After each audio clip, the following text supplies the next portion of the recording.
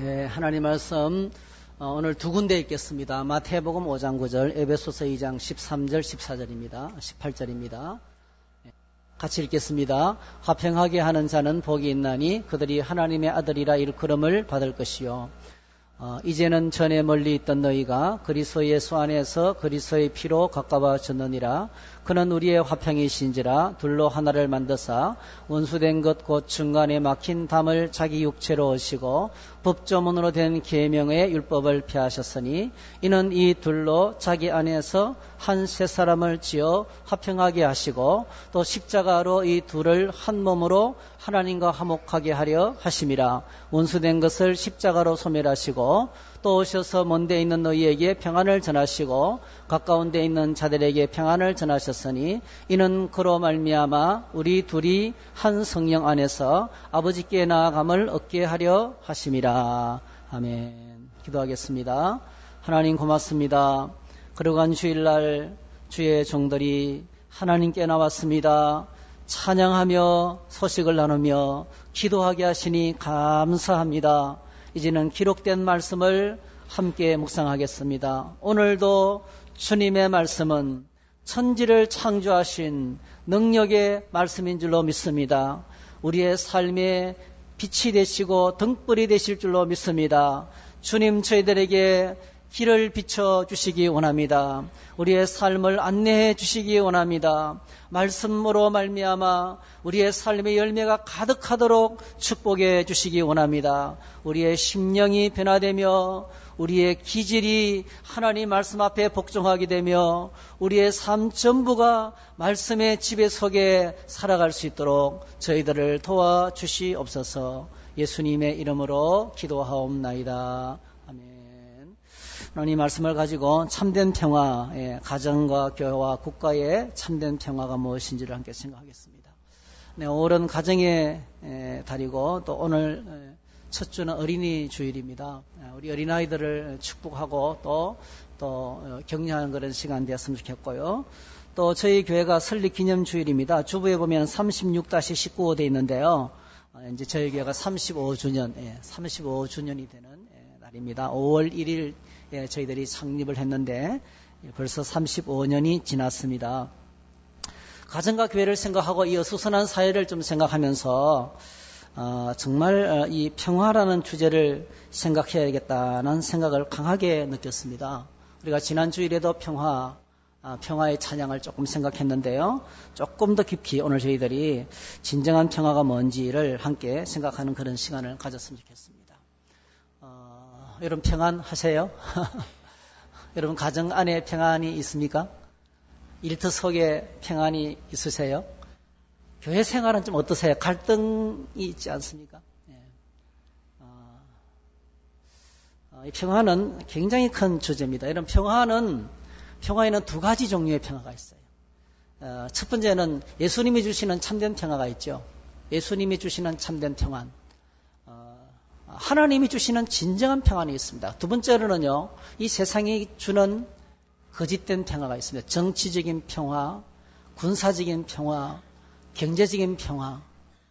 건강하지 못하다가 건강하면 잠시 평안이 찾아옵니다. 돈이 없다가 돈이 있으면 좀 평안해집니다. 그런 평화들. 이 세상에 주는 평화가 있어요.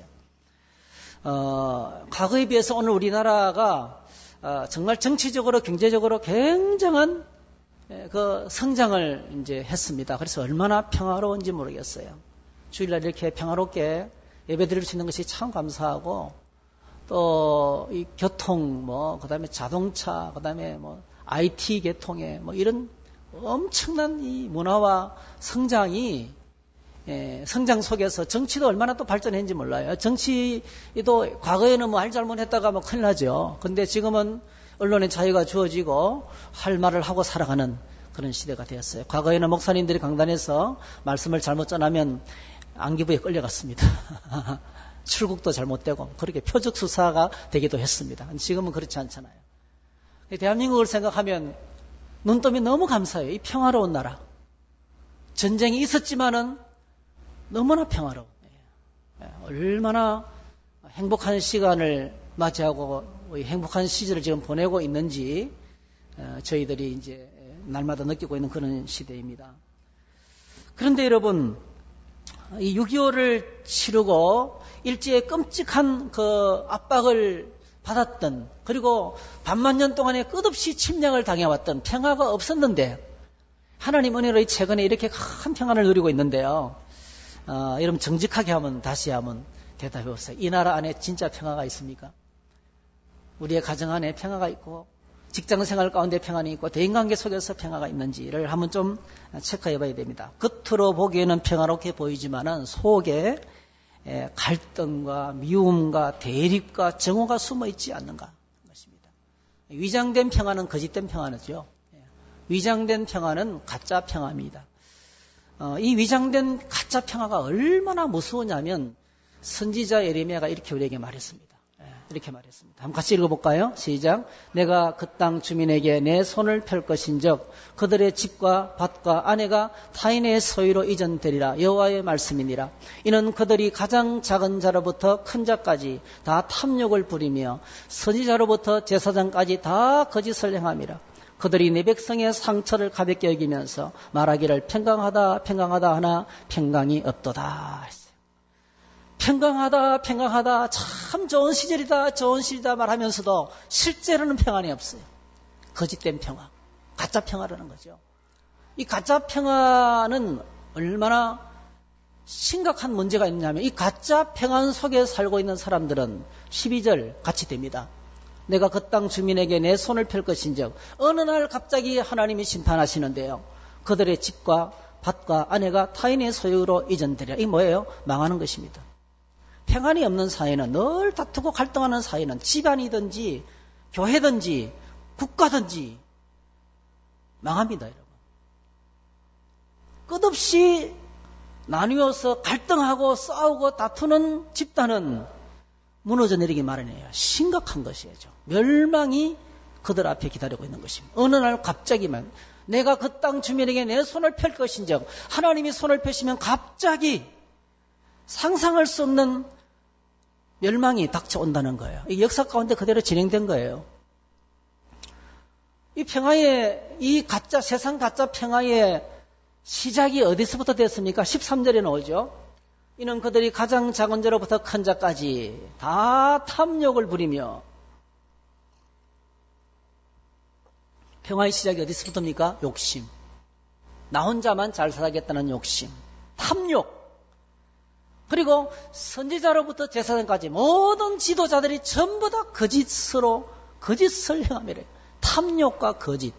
탐욕과 거짓이 이 가장된 이 가짜 평화의 기초라는 것입니다. 기초.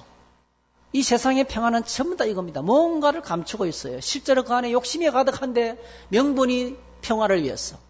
명분은 굉장히 거창하지만 실제로는 그 속에 욕심과 기득권을 유지하고 자기가 갖고 있는 것을 잃지 않기 위해서 가짜 평화 속에 살아간다는 것입니다. 그래서 오늘 저와 여러분들이 이 세상 한가운데서 이 가짜 평화를 향하여서 공격해야 돼요. 그 가짜다, 잘못됐다, 불의하고 거짓으로 가득 차고 탐욕으로 가득 찬 것을 공격해야 돼요. 그냥 가만히 야 좋은 게 좋은 거야 쉿 이러면서 입만 막으려고 그러고 해서는 안 된다는 거죠. 왜냐하면 그렇게 그냥 겉으로는 평화스럽게 보이지만 실제로는 큰 상처 가운데 막 살다 보면 망한다는 거예요. 다 망한다는 거죠.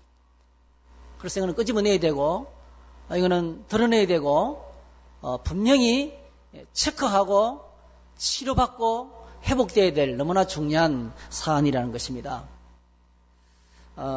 세상 거짓 평화의 이 무서운 것들을 이제 깨뜨리고 공격하는 것이 우리의 사명인데요. 예수님 당시에 예수님이 그 일을 하셨던 거예요.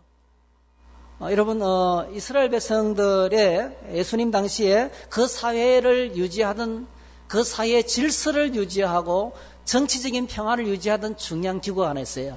그게 산헤드린 공회라 그럽니다. 산헤드린 공회가 있었어요. 이 산헤드린 공회는 바리새파, 그 다음에 사두개파의 70명의 의원으로 구성된, 70명의 대표자들로 구성된, 우리나라로 말하면 입법, 사법, 행정을 다 모아놓은, 입법부, 사법부, 행정부를 다 모아놓은 그런 아주 복합적인 기관이에요. 여기서 웬만한 것들은 다 결정하는 것입니다.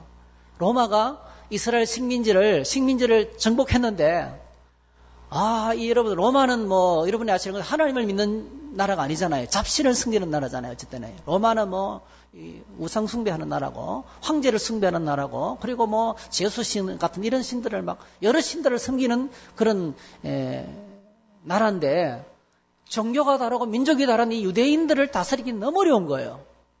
그 독특한 자기들의 종교로 똘똘 뭉쳐있는 이 민족을 다스릴 수가 없는 거예요. 그래서 중간에 이 사도계파와 바리새인들의 대표자로 세우는 공회를 70명의 공회를 만들어 놓고 이것을 통해서 정치를 하기 시작하는 것입니다. 근데 이 70인 산헤드린 공회에서 절대적인 우위를 갖고 있는 세력이 사도계파였어요. 로마로부터 심어진 지도자들. 특별히 로마로부터 권력을 위임받아서 권력을 사는 거죠. 왕위를 받으려고 다른 나라에 간다 했잖아요. 이게 로마입니다. 실제로. 로마의 총독으로부터 전부 다 모든 권력을 위임받는 거예요. 위임받아서 장악하고 있는 사람들이 누굽니까? 사도계파였어요. 그러니까 요즘으로 말하면 아주 진보, 이렇게 뭔가 진보된 사람, 이 흘러가는 대세의 흐름을 잘 파악해가지고 그 정권에 이렇게 야합해서 자기 먹고 살 길을 챙기는 그런 사람. 그 당시에 그래서 예루살렘 성전을 중심으로 세력을 장악하고 있는, 그러니까 성전 중앙의 권력입니다. 성전 중앙. 이스라엘 사이에 가장 큰 권력을 손에 쥐고 있는 사람들이 사도계파, 주로 제사장 그룹들, 서기관들과 제사장 그룹들. 이 그룹들이 이제 산헤드린 공회의 주 세력이었습니다. 중앙 세력이었습니다. 그리고 여러분이 아시는 것처럼 이스라엘 백성이 주전 7세기, 정확하게 말하면 721년에 아수르로부터 망한 거 북쪽은, 그리고 남쪽 유다는 주전 586년에 바벨론으로부터 망하죠. 나라가 망하면서 성전이 부서졌습니다. 박살이 나버렸어요. 다시는 제사장 중심이 드리는 성전 제사를 더 이상 드릴 수 없게 된 거예요. 제사 예배를 못 드리게 된 거예요. 그래서 그들이 포로지에서 그들이 모여있는 곳마다 예루살렘 성전을 향해서 창문을 내고, 다니엘 기억하시죠? 예루살렘을 향해서 성전을 향해서 창문을 내고 회당을 지었어요. 그래서 회당 예배를 드리기 시작한 거예요. 엄청난 변화입니다. 성전에서 드리는 예배는 제사 중심이에요. 그리고 회당에서 드리는 예배는 말씀 중심, 성경을 읽는 거예요. 말씀 중심 예배로 바뀌는 것입니다. 그리고 제사장 중심의 예배를 드리는데, 이제는 성전 회당에서는 서기관들 중심의 예배를 드리는 거예요. 그래서 이스라엘 사람들이 있는 지방마다 전부 다 회당들이 꽉 있는 거예요. 이 회당 세력을 잡고, 지방 세력을 잡고 움직이는 권력, 그게 바리새파입니다. 바리새파는 지방 세력의 권력을 쥐고 있었고, 사도계파는 뭐죠? 정치 한 중앙에서 로마 세력과 야합해가지고 권력을 쥐고 산헤드린 공회에서 전체를 좌지우지하고 있는 거예요. 이 두 세력 항상 갈등이 있는 거예요. 지방 세력과 중앙 세력 간에 갈등이 있는 거예요. 근데 누가 이깁니까? 항상 로마 세력을 등에 업고 있는 사도계파들이 이기는 거예요. 이들은 둘이 하나 될 수가 없어요. 늘 물과 불처럼. 사도계파는 변절자들이에요. 바리새파는 극보수입니다. 극보수. 하나님 말씀 붙들고 믿음만 맺히는 사람들이에요. 11조 철저하게 해야 되고, 우리가 말씀을 어겼기 때문에, 율법을 어겼기 때문에, 이거 율법을 붙들고 살아가는 사람이에요. 이 율법을, 그래서 백성들에게 안식일 같으면 안식일법 하나를 가지고 얼마나 묶어서 이 신앙적으로 그들을 꽉 잡고 끌고 가는지 모르겠어요. 그러면 성전에서 중앙 세력을 잡으면 어떻게 자기들의 세력을 켭니까? 그는 온 백성들이 성전으로 출입하니까. 그들은 기회만 주어지면 절기 때마다 성전에 오니까. 성전을 때 어떻게 합니까? 그냥 오지 않고 반드시 제사를 1년에 몇 번 드리는데, 제사를 지내는데 거기에 들어가야 될 제물과 그 다음에 돈, 헌금도요. 로마의 돈은 헌금으로 줄 수가 없었어요. 로마 화폐는 가이사의 그 얼굴이 들어가 있는 동전이기 때문에, 그건 우상이기 때문에 하나님께 드릴 수가 없었어요. 그래서 이스라엘의 돈, 세겔이라든지 이런 렛돈이라든지 이스라엘의 돈을 로마의 황제의 얼굴이 들어있지 않은 화폐를 드려야 돼요. 그러니까 헌금을 드리려면 어떻게 되겠어요? 자기들이 일반적으로 통용하는 화폐를 바꿔야 되는 거예요. 어디서요? 성전에서 성전에 드릴 수 있는 돈으로 바꿔야 되는 거예요. 거기서 이 평사도계파 사람들이, 제사장 그룹의 평사도계파 사람들이 돈 바꾸는 환전치기를 하면서 엄청난 이익을 남기고요. 멀리서 끌고 온 재물은 불합격. 멀리서 끌고 온 재물, 흠이 없어도 불합격. 성전에서 파는 재물은 흠이 있어도 합격. 그렇게 해가지고 이 차액을 누리면서 성전이 아니고 그들의 힘을 키우는 장소고 부자가 되는 장소고 타락하기 그지없는 성전이 정치 거대한 집단 세력이 된 거예요. 이 세력 안에 이것이 이제 산헤드린 공회를 중심으로 이스라엘 안에 형성되고 있는, 겉으로 보기엔 평화스러워 보여요. 이 두 세력이 힘의 균형을 유지하면서 산헤드린 공회를 중심으로 정치적으로 이스라엘을 다스리고 아무 일도 없는 것처럼 그렇게 사람들이 일상생활을 하고 있었던 것입니다. 여러분, 그런데 어떤 일이 벌어졌냐면은 위험한 인물이 나타난 거예요. 갑자기 사회를 이 평화로운 로마가 산헤드린 공회를 통해서 다스리는 이 평화스러운 유대를 완전히 쑥대밭으로 뒤엎어 놓는 사람이 나타난 거예요. 누구예요? 예수님이 나타나셨어요. 예수님이 딱 나타나시더니, 여러분, 안식일만 되면, 예수님께서 평상시에는 어디인지 모르겠는데 갈릴리 중심으로 지내다가 안식일만 되면 회당에 나타나가지고 회당을 뒤엎는 거예요. 안식일법 어기는 거예요. 막 사람 고치고 병든 자 치료하고 귀신 쫓아내고 말씀을 선포하고, 그러면서 어떻게 해서합니까? 자신이 하나님의 아들이라고 은근히 계속 가르치는 거예요. 그러니까 바리새파 사람들이 그렇게도 중요하게 생각하는 율법을 통째로 흔들어 놓는 거예요. 안식일법을 가지고 사람들을 꼼짝 못하게 묶어놓고 있고, 안식일을 지키고 율법을 지켜야만이 구원받는다는 이 철저한 교육을 가지고, 그걸 가지고 사람들을 꼭 잡고 이끌어가고 있는데, 바리새파 사람들이 예수님 오셔서 주일만 되면, 안식일만 되면 회당에 들어가가지고 다 뒤집어 놓는 거예요. 그러니까 예수님이 3년 동안 회당에서 계속 부딪힙니다, 여러분. 3년 동안 갈등하는 거예요. 여러분, 바리새파 사람들 속에는 뭐죠? 분노가 치밀어 오르기 시작해요. 게다가요, 예수님이 전하시는 메시지의 핵심 바로 뭡니까? 하나님의 아들이신 예수님을 사람들이, 예수님 오시자마자 회개하라, 천국이 가까웠다 그랬어요. 회개하라, 천국이 가까웠다. 회개하고 자신의 죄를 인식하고 예수님께 나와서 죄를 고백하면 예수님이 죄를 용서해 주시는 거예요. 그래서 용서해 주고 예수님을 영접하면 하나님의 아들이 되게 하시고 모든 죄를 다 용서하시고 대사면령을 내려주시고 하나님의 친백성으로 받아주셔서 영광스러운 시민이 되게 해주시는 거예요. 할렐루야.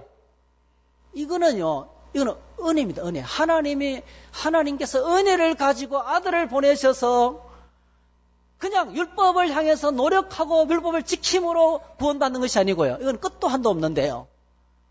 그냥 주님의 아들을 믿기만 하면 모든 죄를 용서받고 하나님 나라 백성이 된다는 거예요. 이거는요, 기존 율법을 완전히 무너뜨리는 거예요. 예수 그리스도께서 들어가시는 곳에 그 사회가 흔들릴 수밖에 없는 거예요. 이 바리새파 사람들이 위기의식을 느끼는 거예요. 그래서 예수님을 향해서 처음부터 예수님께서 첫날 회당에 들어가서 말씀을 전하는 그때부터 뭐예요? 예수님을 밀쳐서 죽이려 했어요. 그때부터. 자기들의 체계를 흔들어 놓는 거기 때문에, 자신의 기득권을 다 흔들어 놓는 거기 때문에 죽이려고 했어요. 이것이 예수님과 사도계파 사람들과의 갈등입니다. 그리고 드디어 사도계파 사람하고 부딪히는데 가끔씩 절기 때마다 성전에 올라오잖아요. 그 성전은 누가 장악하고 있어요? 사도계파가 장악하고 있는데 올라오자마자 어떻게 합니까? 다 뒤엎는 거예요. 성전을 다 뒤집어 버리는 거예요. 동전 바꾸는 상을 뒤얹어 버리고요. 그리고 짐승들을 다 쫓아내버리고요. 완전히 성전을 개무시하고 쑥대밭을 만들어 놓는 거예요. 그러니까 뭐 잘못해서 내가 말은 못하는데 무슨 권세로 이런 일을 하느냐? 당신이 누구냐? 여러분, 예수님을 말릴 수가 없는 거예요. 그래서 이 사두개파 사람들하고 바리새파의 대표로 구성된 산헤드린 공회에서 아주 쉽게 한 가지 합의점을 찾아내는 거예요. 바로 뭡니까? 예수님을 제거하는 거예요. 예수님을 제거하는 것입니다. 그들이 긴급 공회를 모인 겁니다. 긴급 공회를 모여서 예수님을 죽이기로 결정하게 된 것입니다. 그런데 여러분, 예수님을 어떻게 죽이느냐 하는 것은 문제였습니다. 예수님은 그 당시에 대중의 엄청난 인기를 한 몸에 받고 있는 사람이었습니다. 왜냐하면 바리새파 사람들이 끝없이 계속 안식일을 지켜야 된다 그러고, 여러분, 제가 아직도 기억이 나는 거예요. 여러분, 갈릴리 가브나움에 이제 예수님 가브나움을 중심으로 활동했잖아요. 그 갈릴리 가브나움에 킹 솔로몬 호텔이 있어요. 그게 잠시 머물렀는데, 그게 안식일날 연합 안식일 회당 모임을 하는 거예요. 그러니까 회당이 모여서 있다가 개별적으로 모이다가 한 번씩 가다가 뭐 한 달에 한 번씩 이렇게 연합 회당 모임을 갖는 거예요.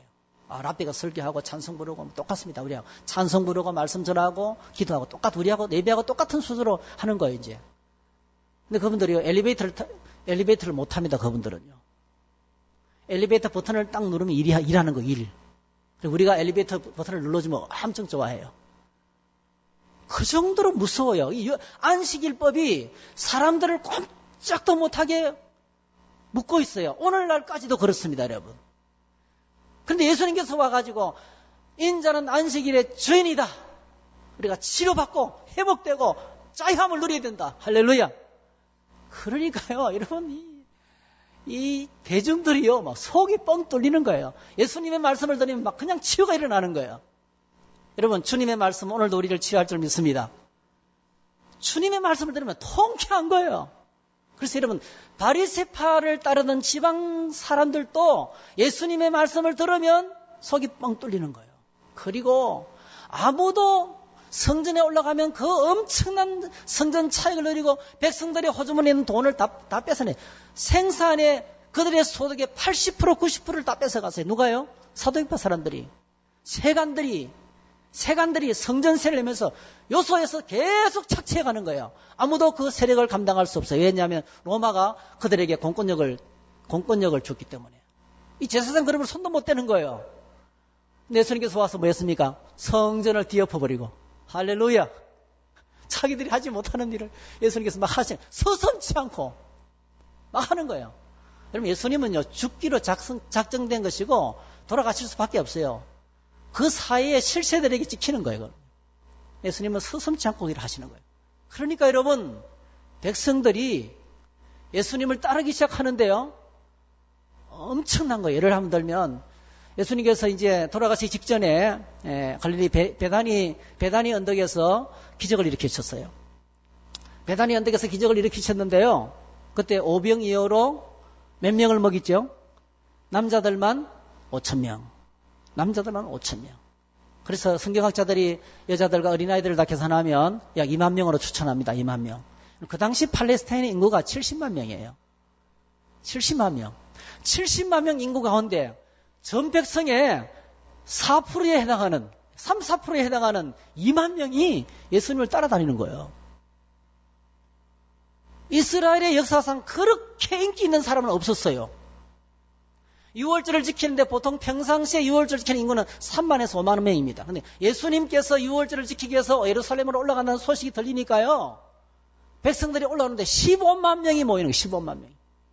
15만 명이 올라가는 거예요. 주님 따라 올라가는 거예요. 드디어 사건이 터졌습니다, 여러분. 예수님께서 예루살렘에 입성하시기 직전에 나사로의 집에서 벌건 대낮에 죽은 사람을 살린 거예요. 할렐루야. 그랬더니 순례객들이요, 죽었다가 살아난 나사로를 보기 위해서 같이 유월절을 지켜서 올라가던 사람들이 나사로 집을 거쳐서 올라가는 거예요.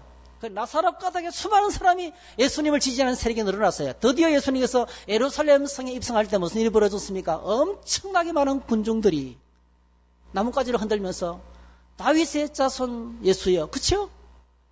예, 왕으로 오신 예수님을 마치 왕으로 환영을 하는 거예요. 여러분, 이 정도가 되면요, 산헤드린 공회는 완전히 초비상인 거예요. 그래서 6월절이 지나고 난 다음에 예수님을 제거하기로 대충 말을 맞춰놨는데요, 이 상황이 급박해지는 것입니다. 척박한 상황이 닥쳐오게 된 것입니다. 그때 이 산헤드린 공회가 비상회의를 열어서 이런 결정을 내려요. 자, 여기 보시면 우리 한번 같이 읽어볼까요? 같이 읽겠습니다. 시작. 이에 대제사장들과 바리새인들이 공회를 모으고 이르되 이 사람이 많은 표적을 행하니 우리가 어떻게 하겠느냐. 만일 그를 이대로 두면 모든 사람이 그를 믿을 것이요.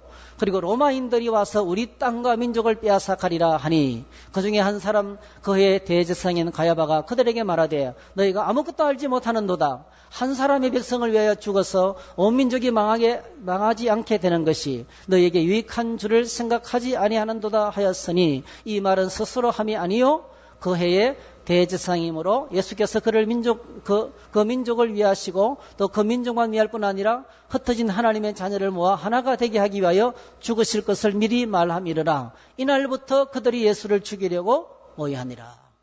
이게 무슨 말씀이냐면 가야바가 공회에서 대제사장이 발언을 하는 거예요. 이 가야바가 어떻게 대제사장이 되었습니까? 보세요.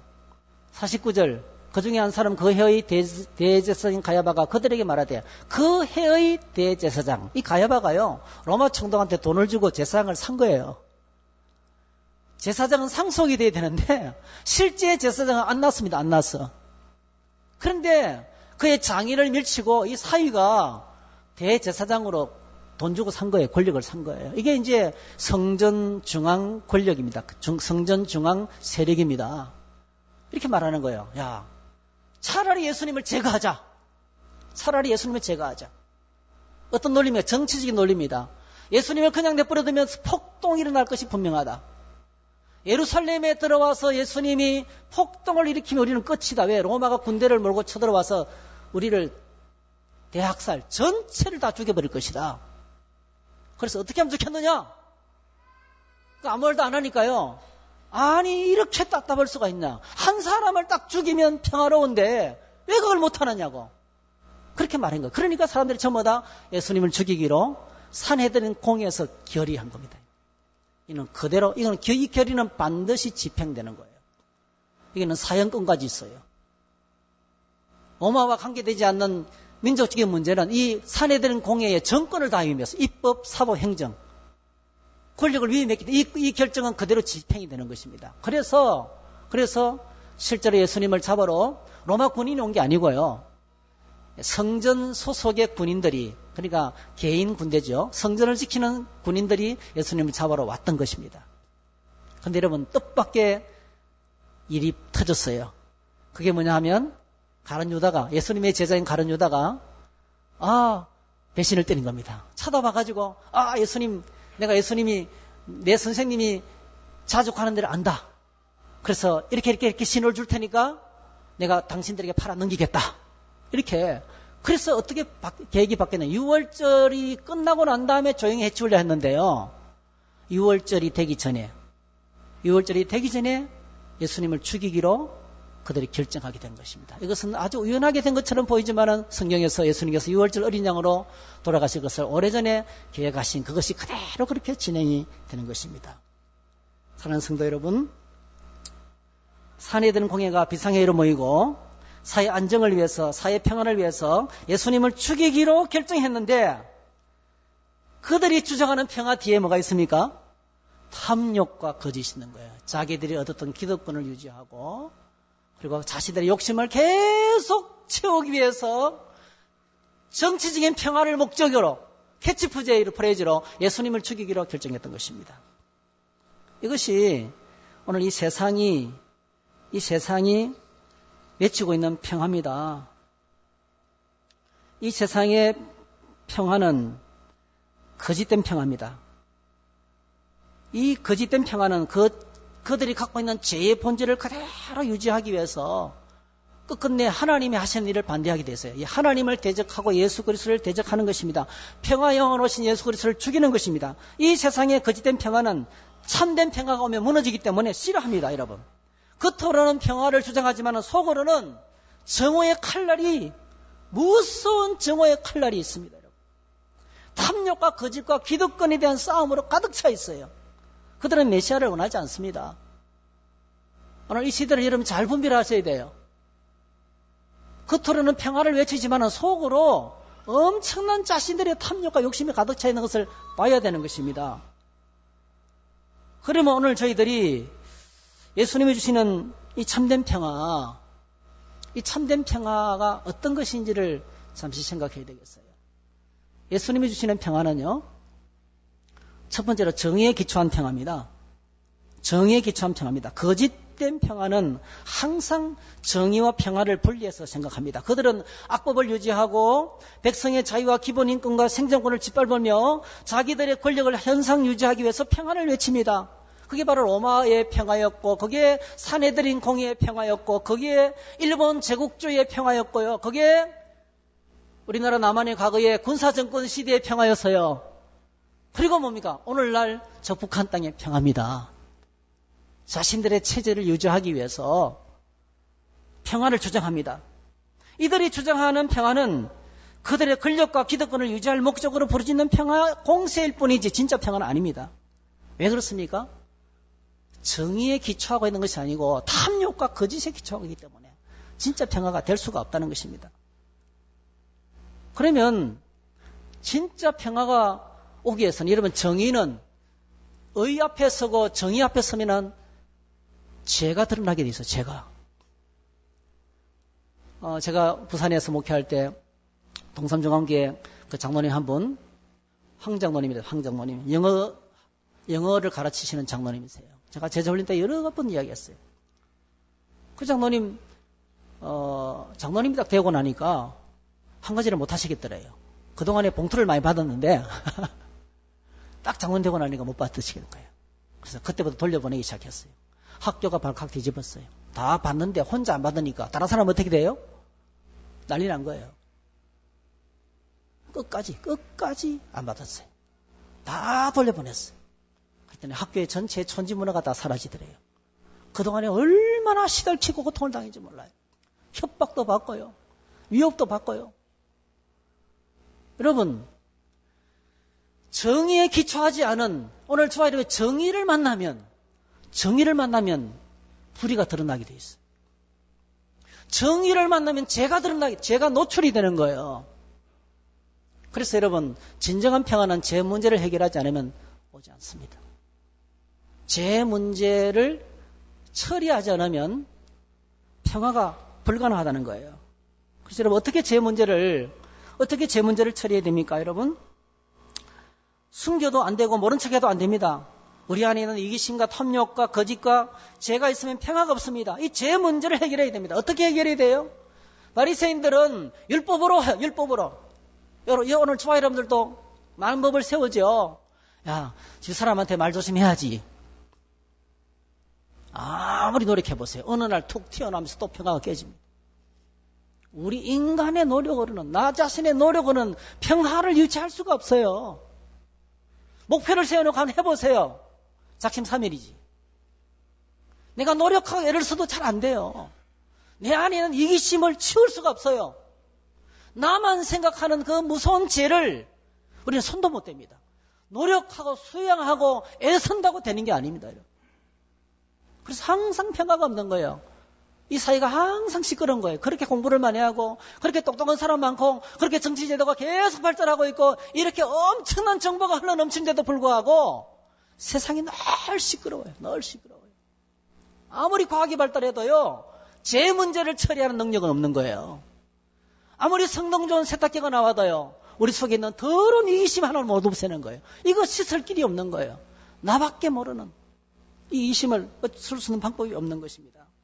그래서 누가 오셨어요? 예수님께서 오신 겁니다.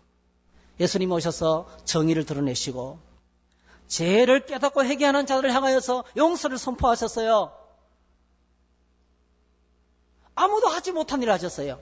내 죄 사함을 받았느니라. 굉장한 선언입니다, 여러분. 예수님이 오셔서 하신 일이 바로 죄 사함을 선포하게 오셨어요. 인자가 온 것은 죄인을 위해서 왔다는 거죠. 죄를 깨닫고 회개하는 자에게 죄를 근본적으로 없애버리기 위해서 오셨다는 거죠. 그 죄 어떻게 없앱니까? 십자가죠. 십자가. 예수님께서 십자가의 길을 가기 위해서 그 죄 문제를 근본적으로 없애기 위해서 이 땅에 오셔서 십자가 길을 걸어가시는 것입니다. 지금 십자가 길을 걸어가고 계시는 것입니다. 그리고 그를 믿는 모든 사람들에게 대사명령을 내리고 율법으로 안 되고 인생 차로가 안 되는 것을 통해서 예수님이 자신의 보혈의 능력을 의지하고 그 예수님을 받아들이는 사람은 그냥 무조건 하나님의 자녀 삼아주시고 은혜로 모든 죄를 용서해 주시고 하늘 평안을 주시겠다고 선포하신 거예요. 할렐루야. 이게 굿뉴스예요. 굿뉴스. 기쁜 소식을 갖고 오신 것입니다. 그래서 여러분 예수님의 이 놀라운 그 평안은 어떻게 이루어지는 것입니까? 십자가의 사랑과 용서입니다. 십자가에서 두 가지 사건이 벌어져요. 사랑과 용서예요. 사랑과 용서. 십자가에서 하나님의 정의가 이루어졌어요. 하나님의 정의. 그리고 우리를 향한 하나님의 사랑이 거기서 보여졌어요. 그래서 여러분 이것을 가르쳐서 우리는요. 예수님으로 말미암아 모든 죄를 용서받고 죄 없다함을 얻는 이것이 법정적인 용어로 칭의라 그럽니다. 칭의. 주님이 주시는 오늘 저와 여러분 주시는 평안은 칭의의 평안입니다. justification. 영어 단어가 참 멋있어요. just 정의잖아요. 정의. 그 정의로 말미암아 우리에게 주어지는 평화가 칭의입니다. 칭의. justification입니다. 그래서 하나님의 정의와 사랑이 통합되어서 십자가를 통해서 이루어진 것이 하나님께서 우리에게 주시는 평화인 것입니다. 예수님 오셔서 이 평화를 주시기 위해서 예루살렘에 오셔서 죽으셨어요. 여러분 참 재미있는 것이 있는데요.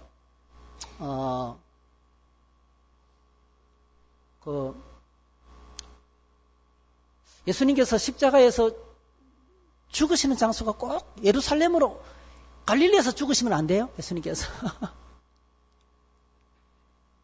갈릴리에서 죽으시면 안 돼요. 이게 마태복음 5장 3절 9절에 보면 이렇게 기록되어 있어요.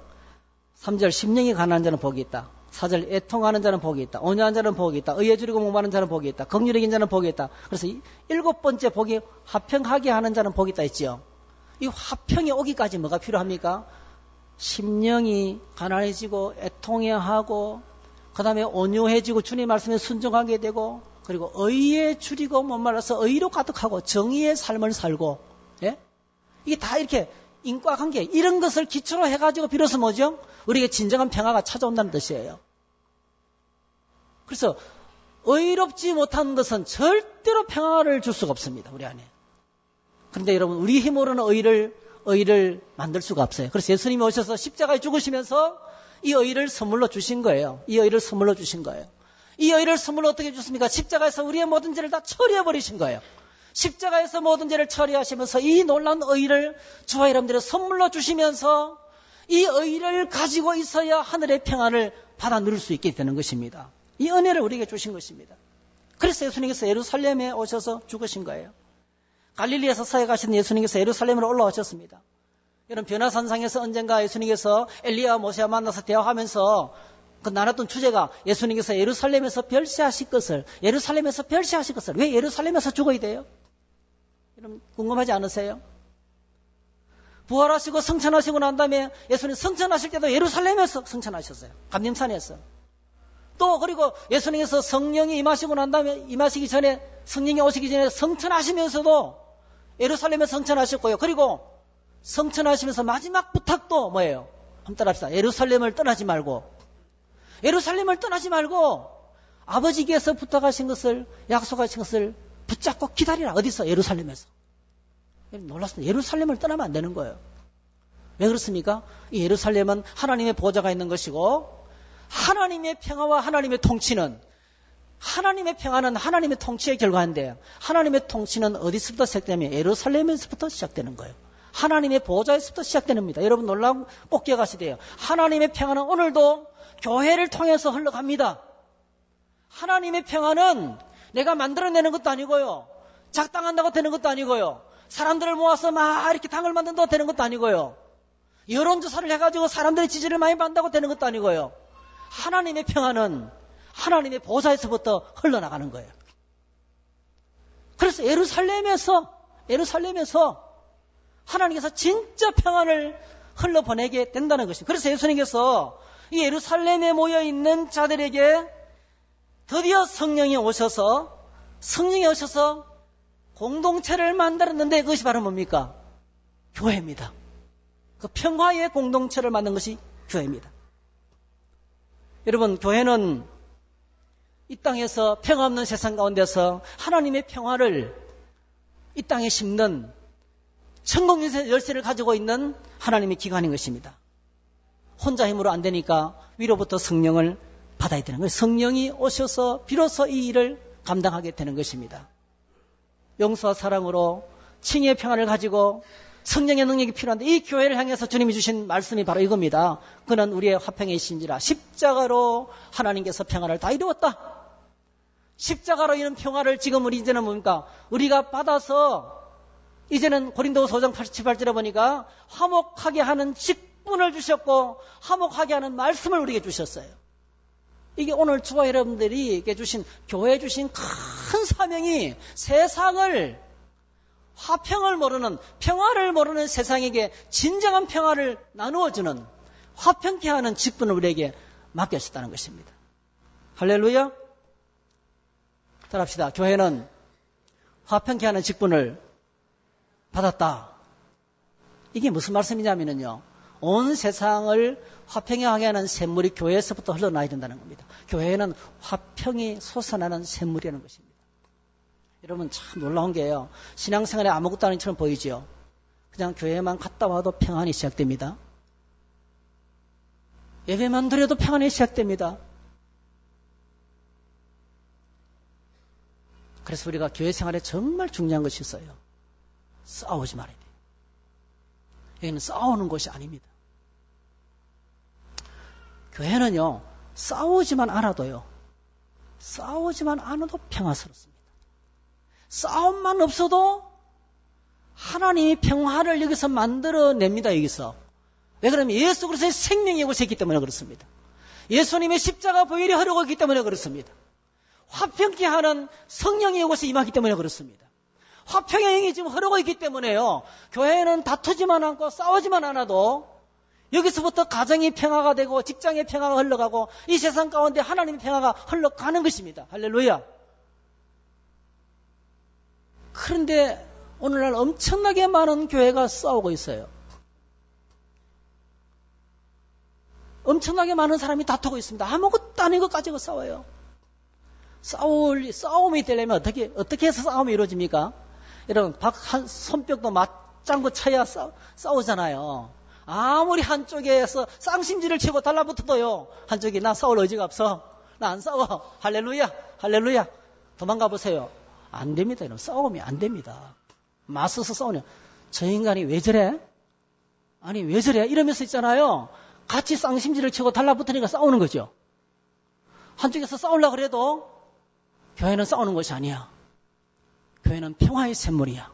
여기서 세상을 정복하고 변화시키는 평화의 강문이 흘러가야 돼. 그러면서 평화를 위해서 사역하는 사람이 될 때요. 교회의 본연의 사명을 감당하게 되는 것입니다.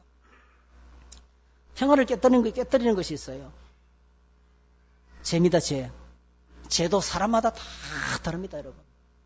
사람마다 붙어있는 습관이 죄가 다 달라요. 민족마다 달라요. 예를 들어 보면요. 일본 사람의 민족의 특징은요. 잔인합니다. 잔인. 왜 그러냐면 100년 동안 사무라이 전쟁을 했잖아요. 그래서 겉으로 자신의 속에 있는 것을 표현하지 않습니다. 속에 있는 불편한 마음을 사무라이 앞에 표현했다면 바로 죽는데요. 그래서 겉으로는 하이. 전혀 그렇지 않다고 밝힙니다. 그런데 속에는 뭐죠? 깊숙이 숨어 있는 거예요. 그래서 문제가 딱 생기고 칼과 칼이 부딪히면 잔인합니다. 일본 사람의 속을 알 수가 없어요. 겉으로 아무리 하야히 해도 그 속은 안 바뀝니다.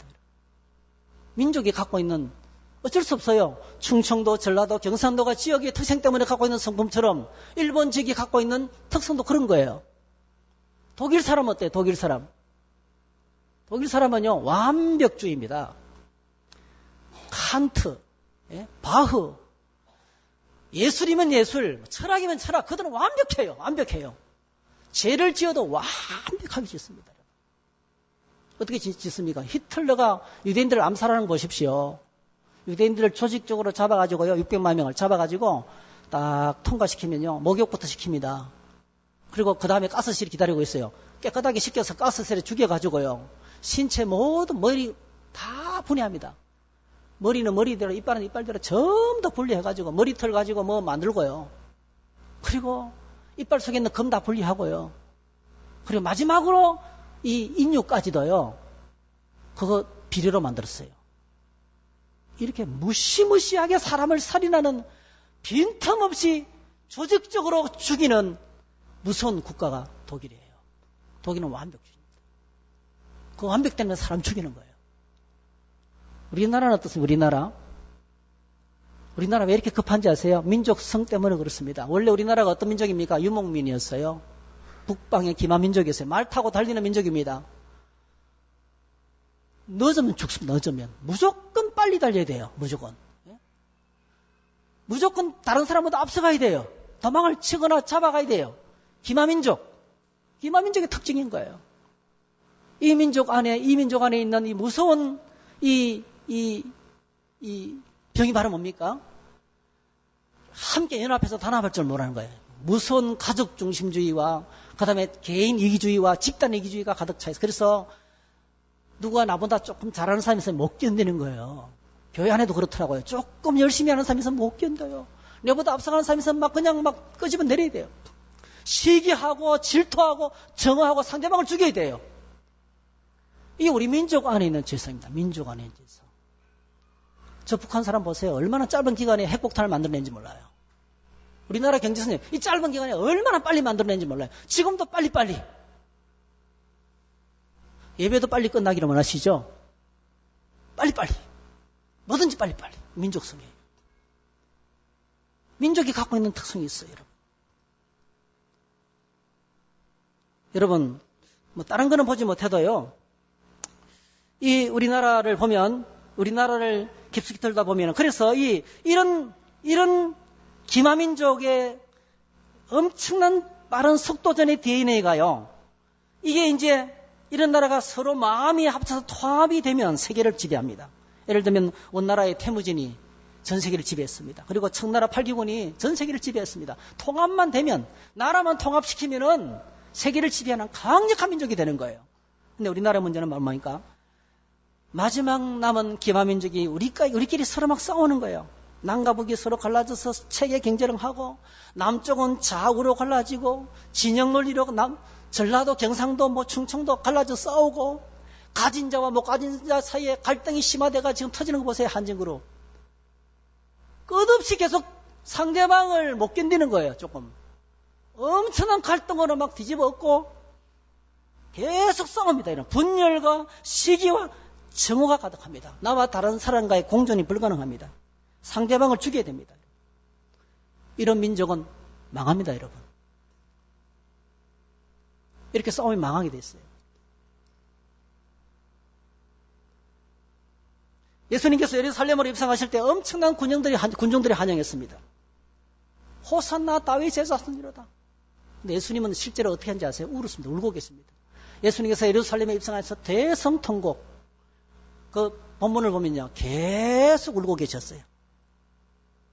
통곡하셨습니다. 어떻게 통곡했습니까? 이렇게 통곡했어요.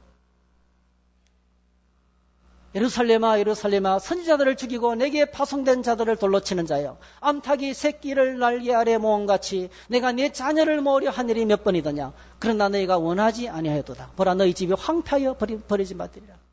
이 말씀 그대로 이루어졌어요. 이스라엘 사람들이 바리새파, 사두개파, 기득권 정 못 가진 자 계속 싸우면서 싸우는 동안에 메시아가 와서 하늘의 평화를 준다 그래도 거절했어요. 그 예수님을 십자가에 잡아 죽였어요, 여러분. 동족들을 서로 죽이는 거예요. 서로가 서로를 죽이는 거예요. 그 민족 어떻게 됐습니까? 주님께서 지금 내다보고 있는 거예요. 주 30년에 예수님께서 이렇게 말씀하셨는데요. 예루살렘아 예루살렘아 암탉이 새끼를 모으는 것처럼 하나님께서 그들을 품께서 계속 선전을 보냈지만 거절했어요. 근데 이제 하나님께서 마지막으로 아들이신 예수님을 보내셔서 그들을 품기 위해서 외치는데도 불구하고 잡아 죽이는 것입니다. 그 민족이 하나님을 거역하고 평화를 거역하고 다투고 갈등하는 그 민족이 당할 장례를 예수님이 바라보는 거예요. 주 40년에 디도 장군이 쳐들어와 가지고 이스라엘 60만 명을 다 죽였어요. 예루살렘 성 안에 가당시 60만 명이 있었습니다. 다 죽었어요. 전멸했어요. 전멸. 그리고 2000년 동안 나라 없이 떠돌다가 1948년 델포이 조약원에서 비로소 나라가 탄생했어요. 2000년 동안 나라 없이 헤매우면서 그 집이 황폐해서 버려지는 것을 주님이 보시면서 우셨던 거예요. 오늘 저와 여러분 안에 있는 분노와 시기와 다툼을 해결하지 못하면 막 같이 망합니다. 교회를 봐도 그렇습니다. 교회 안에도 막 딱 갈라져 있어요. 우파 기독교인, 좌파 기독교인. 극단적인 보수주의자들이 있습니다. 극단적인 보수주의. 그리고 진보 세력들.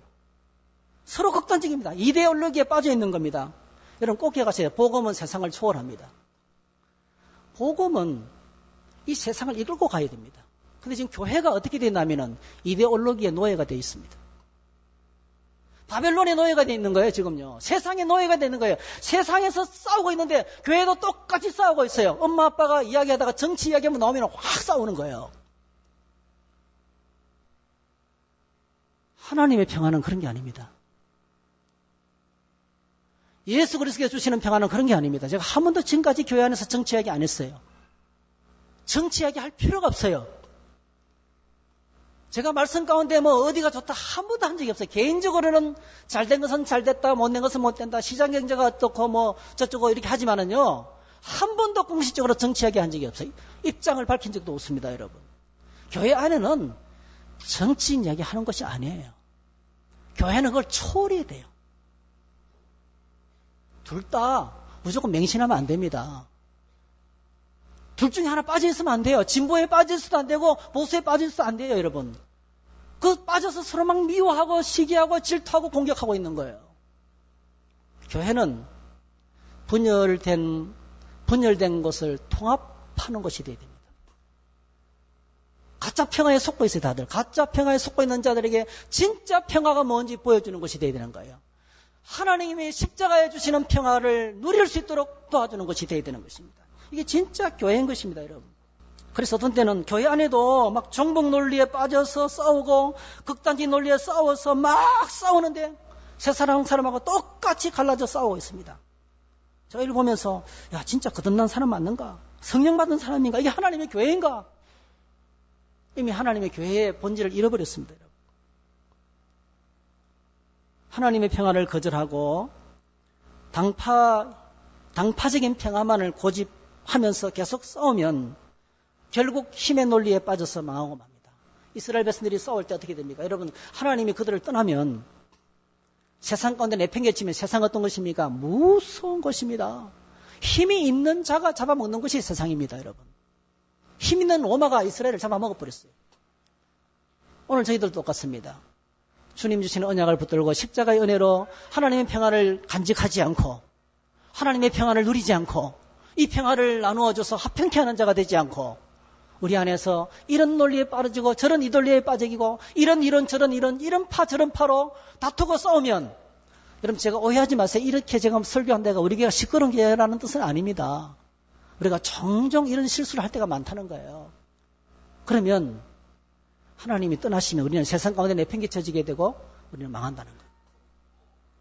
한국교회가 통합되지 않고 우리가 주님 안에서 하나가 되지 않으면 나라가 망합니다, 여러분.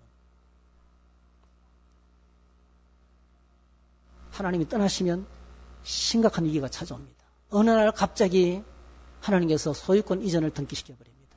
이것이 선지자 예레미야가 우리에게 하신 말씀인 것입니다. 그래서 우리에게 큰 사명이 있습니다. 여러분, 우리의 가정 안에 주님의 평화가 넘치기를 축복합니다. 우리 교회 안에 하나님의 평화를 만들어야 돼요. 사람들을 갈라놓는 일을 하지 마세요. 말 한마디라도 평화롭게 하세요. 평화를 만드는 사람들이 되셔야 돼요. 축복의 말을 건네야 돼요. 상대방의 흠집이 있는 이야기는 절대로 입 밖에도 꺼내지 마세요. 우리는 그럴 자격이 없습니다. 누가 어떻고 나는 누가 어떻고 저떻고 나는 어떻습니까 여러분? 나는 완벽합니까? 상대방 이야기를 할 자격이 없어요. 우리는.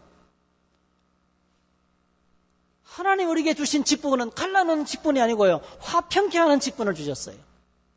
제사장의 직분을 주셨어요. 우리가 가는 곳마다 하나님의 평화가 임해야 됩니다. 우리가 가는 곳마다 천국이 임하도록 일을 하셔야 돼요.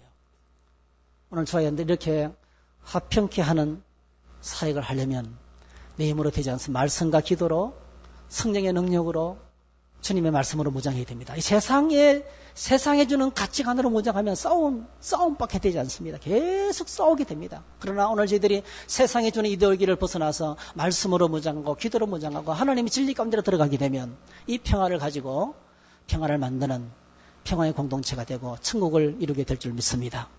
여러분 우리의 가정 안에 교회 안에 이 국가 안에 저와 여러분들이 평화를 만드는 하나님의 사람이 되시기를 주의 이름으로 축복합니다. 기도하겠습니다. 하나님 고맙습니다. 평화를 만드는 화평케 하는 자가 되게 하시고 우리의 가정 안에 교회 안에 하나님의 나라가 임하게 하시고 하나님의 뜻이 이루어지게 하여 주시옵소서. 예수님의 이름으로 기도하옵나이다.